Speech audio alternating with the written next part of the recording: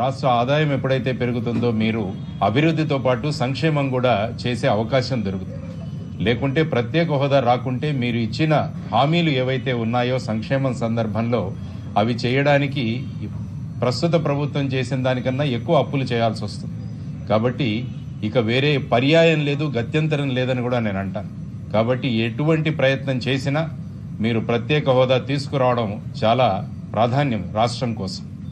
అందువల్ల అప్పుడు ఎలాగైతే జగన్మోహన్ రెడ్డి గారు అన్నారో కేంద్రంలో భారతీయ జనతా పార్టీ స్వబలంతో వారు ప్రభుత్వం ఏర్పాటు చేసే స్థాయికి వాళ్ళు వెళ్లారు.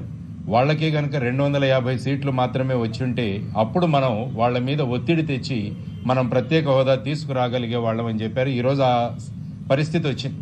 ఎందుకంటే భారతీయ జనతా పార్టీకి ఐ థింక్ 240 సీట్లు కోల్పోయారు. కాబట్టి 240 సీట్లలో ఇప్పుడు ఏదైతే జగన్మోహన్ రెడ్డి గారు అన్నారో ఆ పరిస్థితి వచ్చింది.